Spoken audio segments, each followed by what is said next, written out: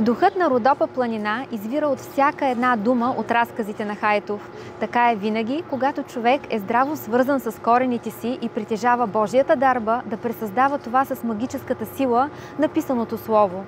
Възпитаниците на професионалната гимназия по горско стопанство и дърворезба представиха днес една вълнуваща духовна панорама, посветена на българския дух. Съдба има, само че тази съдба не е вън от човека, а вътре си в него. Мътната вода рано или късно ще изтече. Насладете се на видеята и снимките, които следват. Аз съпреживях този прекрасен момент и ви пожелавам приятно гледане.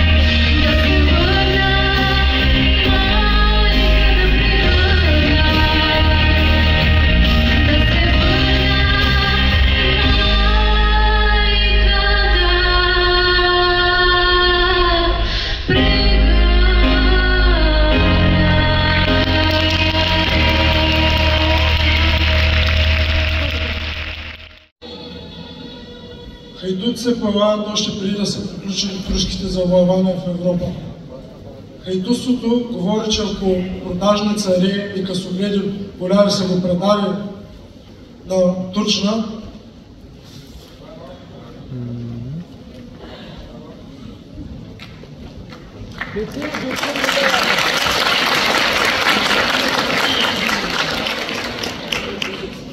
той българинът никога не се е предал. Хайдутувал е, бунтувал е, мъстил е на тирания. Един от най-прославените български хайдути е Чавдар, който някога се подвизавал около Витоша с неговия сестрин син Лалуш Байрактар и неговата 300-минна дружина. Двамата се сговаряли и хубава работа вършили, но заядявали се някога с пакия сариите, заплашвали ги с ангарията, Чавдар му пращал много здар. И ако това не хващало място, след няколко дена намери с пакията обесен на някой кръстопът. Дотежава на спахиите и на кандиите, не било лесно и на чурбаджиите, дето на безценица вземали до битка и вълната от сироманските селяни. Не веднъж опаквали се те, на Беглер бега в София и не веднъж се опитвал той да смаже проклетия хайдутин, дето все развал башовския рахаток, но все не успява. Славно време. И ничарин едно яйце не смее да помоли, като минава през българско село. А когато е хванат с мама от пашата, на негова рахатлък, Лалчо принуждава пашата да го върне. И до вечерта той е при Лалча. Зефирът отново галил по избелялото му лице. Добрезите от двете страни на пътеката за Витоша му се кланят чинно, като че да кажат: добре дошъл, добре дошъл. С добре дошъл го посещат хилядите. Пищовите гърмят и калбасите хвърчат във въздуха, докато Чавдар и Лалча се прегъщат, занемели от радост. А след това двамата се дърпат настрани и Чавдар казва на Лалча: до сега аз бях войвода, от сега ти си ще бъдеш. И от мене за ръка, или главата на пашата на кол, или конака му на пепел.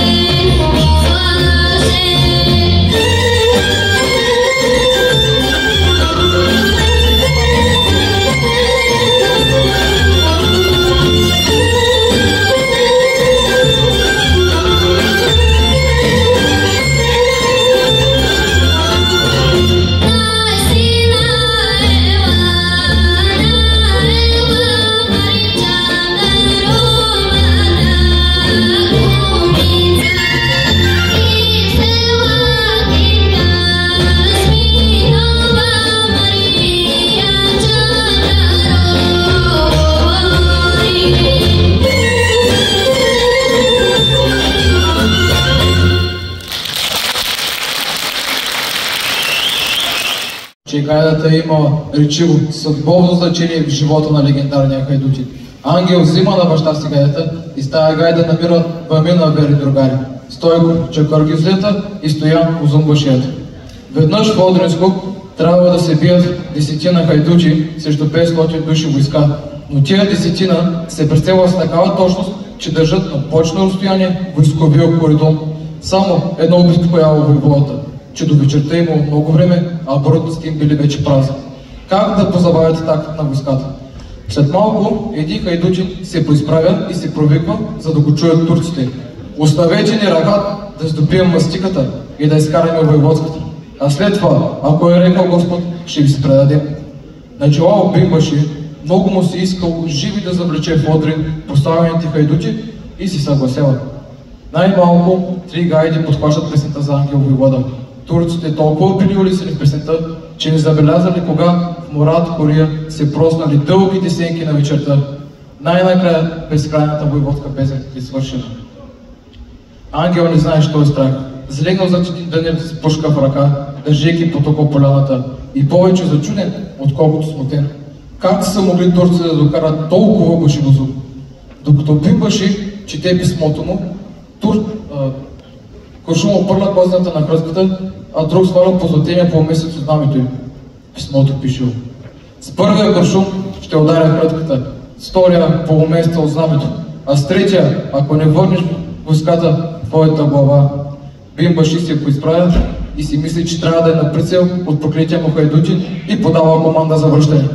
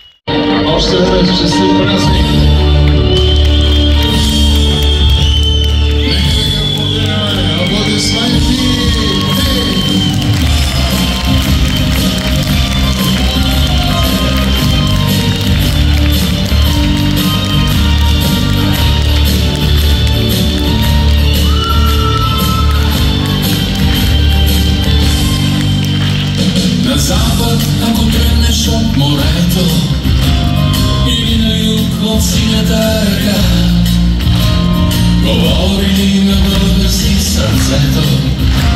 България си моята страна, България вековна и красива, пресръща си твоите деца и знай, че любовта към теб родино е вечер огън, страст и светлина. И колкото да скитам по земята, и колкото да срещам красоти, за мен няма друга като тебе, Българио, единствена си ти. И колкото да скитам по земята, и колкото да срещам красоти, за мен няма друга като тебе, Българио, единствена си ти.